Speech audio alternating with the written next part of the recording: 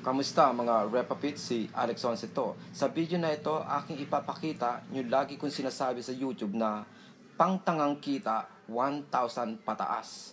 1,000 pataas, pangtangang kita. Gaano nga ba katotoo yon? O ito ba'y kagaguhan lang? O kayabangan o whatever, kung ano mang iisipin nyo. May mga tao, iniisip, naiinggit o nayayabangan lang sa salita kong 1,000 pesos pataas a day na pangtangang kita.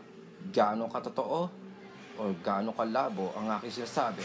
Sa pamagitan netong order window ko na mismong nangyari nitong November 2015, makikita natin kung gaano nga ba ka-true totoo ang aking sinasabing 1,000 patas pangtangang kita sa stock market doing stock trading.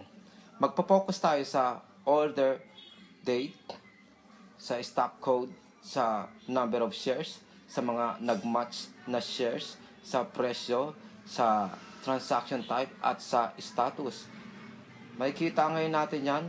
Ang order details ay November 20, 2015. Magpo-focus tayo sa stock na ating binili at binenta. Bumili tayo ng ani alas 11:19 ng umaga, 10,000 shares. Nangyari ngayon, dito sa may match shares o mga nag-match na shares na aking binibili, nag-match instantly ang 10,000 shares na aking binibili sa halagang 306. Ang transaction type ay BN, buy new. Ang status, executed. Kasi nga, instantly, nabili ko sa 10,000 shares sa halagang 306, 3 pesos and 6 cents. Ngayon, tingnan ngayon natin yung pangalawang ani. Anong oras yon at anong panahon? November 20 pa rin ng 2015, alas 2:43. Okay? Alas 2:43. Ang alas 12 ay alas 12. Ang 1300 ay alauna. Ang 1400 ay alas 2. Okay, so ito, 14:43, alas 2:43. Ani uli. Tapos 10,000 shares, nagsimula akong magbenta. Ito yung transaction type, sale.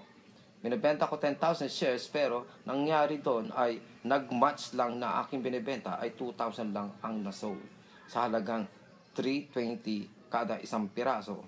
Ngayon, ang transaction type, sell new, SN, sell new, at yung status ay partially executed. Kasi nga, sa 10,000 shares kong binibenta, 2,000 lang ang nabili.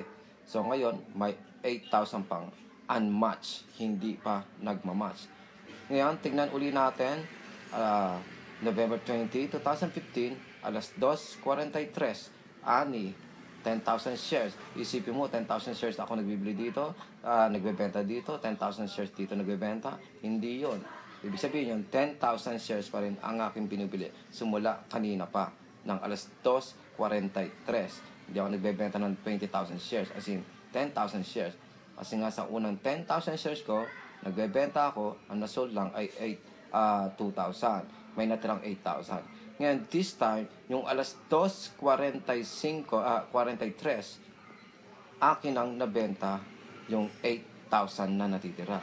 Sa halagang 320 pa rin. Transaction type, sell new.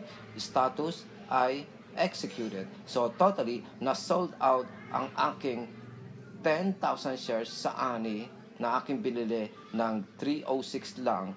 Na-sold siya sa 320 a share. 3 pesos and 6 cents ko binili kada isang piraso ang 10,000 shares. Ngayon, nabenta ko ng 320. Ngayon, i-minus natin yung 320 sa 306. Equivalent into 1,400. Anong panahon binenta? Alas 2:43. Anong panahon na sold yung buong 10,000 share? Alas 2:53. Anong oras ng mga namamagitan? 10 minutes or almost 11 minutes lang 1,400 na kita. Kahit sabihin pa natin may broker fee pa o whatever, kaya sabihin pa natin 200 ang naging fee, 300 ang naging fee, 400 naging fee, pasok na pasok pa rin ang sinabi kong 1,000 pataas a day na pangtangang kita sa stock market. Gets nyo? Kung pili nyo ay interesting at informative itong video na to, i-click nyo yan like button, i-share nyo itong video ko, at saka mag-subscribe na rin kayo.